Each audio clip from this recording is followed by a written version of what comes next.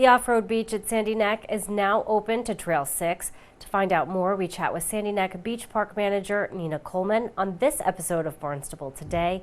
It's Friday, September 2nd, 2016. I'm Sarah Mantle.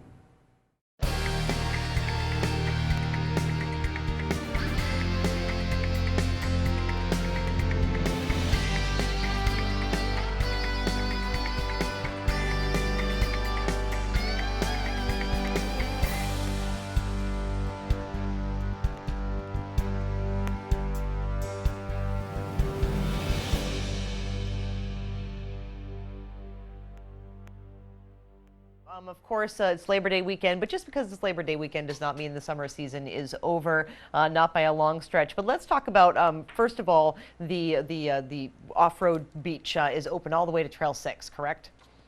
That's correct. We were able to open up yesterday, so that made a lot of people very happy. We've been at 2.2 miles all summer pretty much because of plover and tern chicks in that area. We did have a plover chick very, very late. I can't remember a plover chick this late, although it was a very unusual summer, as you know, weather-wise. Yes. And that chick was hanging around and keeping the beach closed late into the season. Absolutely. But that chick did eventually fledge and survived and all that, and now the beach is open all the way to Trail 6? That's correct. So it took a very long time to fly, again, because it's so late. And sort of, made it difficult for it to thrive.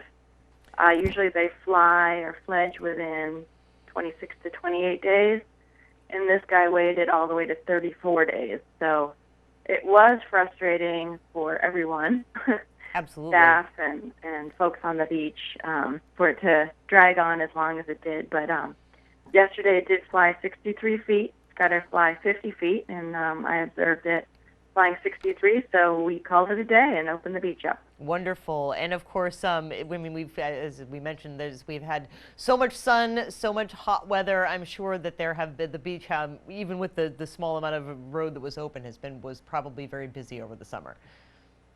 Definitely banner summer. I can tell from sticker sales we're way up. I haven't had a moment to pull it all together and compile the data, but it's pretty clear that it was a record-breaking summer by far, which is, mirrored all over the Cape. You have one good weekend after another.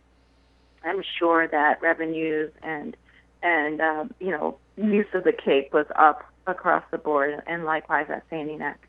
Absolutely. And so, with that one plover that took a long time, what was the rest of the season like when it came to plovers? How are we looking in terms of their population, breeding, et cetera? I think things are continuing to improve, right? Yeah, so this year, now that that's our last plover, we can give our final data. We had 34 nesting pairs and 23 fledged chicks.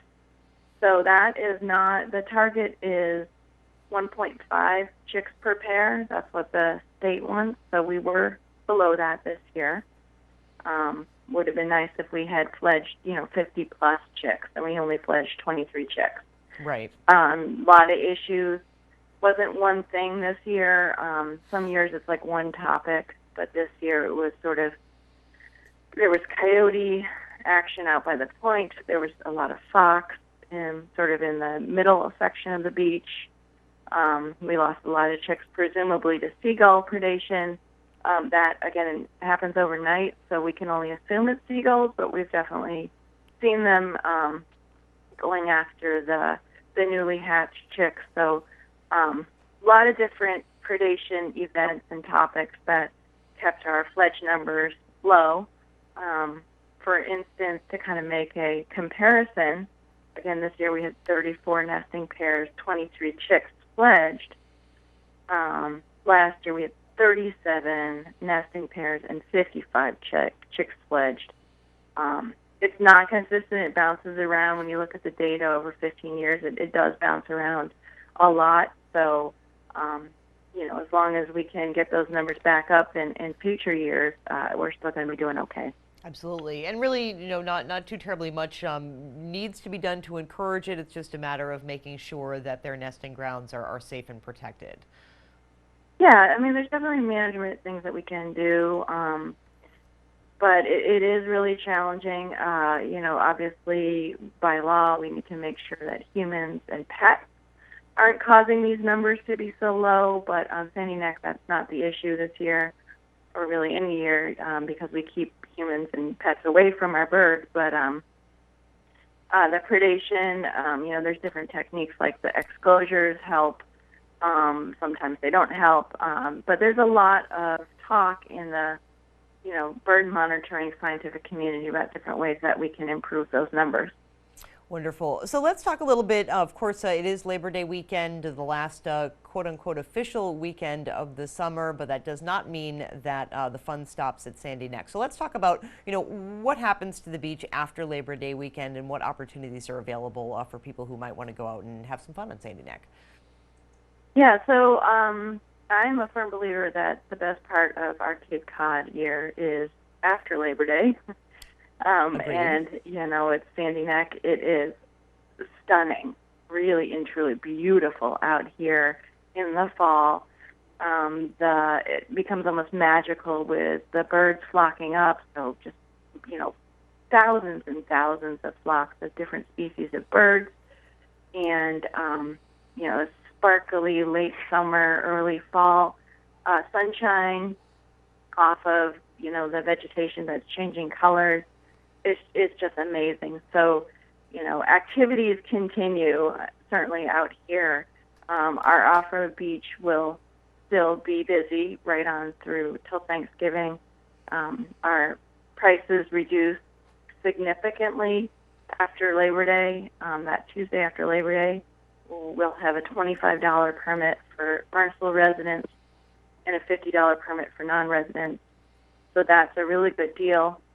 Campers will continue to come out here and enjoy that nice crisp fall weather with the campfires. I mean, there's nothing better than a campfire when it's just the hoodie weather with Seriously. a campfire. Really is the way to go. Fantastic. Our hiking, bird watching is phenomenal. As a lot of species start migrating and stop through here, and obviously the fishing becomes active again in the fall, and folks will be out there trying to get their stripers again. So it's really lovely. Oh, and I know Sean spoke at length about the Diamondback terrapins.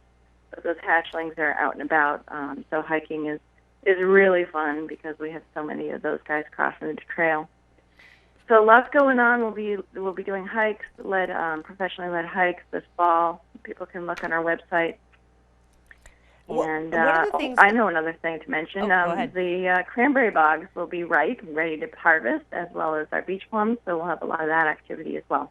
Oh, and the beach, there are just is a phenomenal number of beach plums out there on the Marsh Trail. It really, when I was out there several years ago, it blew my mind as to how many beach plums there were, and they're pretty tasty, too. Yeah, they are. They're surprisingly tasty. They need a lot of sugar when you turn them into jelly, but I can see a lot of beach plums. I think it's going to be a good year. I do lead a hike in October that shows folks where to harvest those and cranberries as well. So keep an eye out for that hike coming up. I really love the diversity of Sandy Neck. It's so cool. Obviously the beach is wonderful, but I love walking all the way down the Marsh Trail and then through the horse trail into the woods. It's amazing to see the landscape change, and I would encourage everyone to go out and check it out because it really it's something you have to see. You really have to see it in the fall. It's just at its best, like I said, in the marsh. Sarah, you're speaking of the marsh, and as you say, it just becomes more complex and more beautiful as the fall continues. And right now, it's chock-a-block full of snowy egrets and great blue heron, and it's just phenomenal, breathtaking. We'll be sure to tune in to our hour-long news program, Barnstable This Morning, that airs weekdays at 8 a.m. Monday is Labor Day, and town offices will be closed, but we'll be back with a full show Tuesday morning. That show will feature Chief of Police Paul McDonald, DPW Director Dan Santos, plus we'll have all the news and information you need. For Barnstable Today, I'm Sarah Mantle.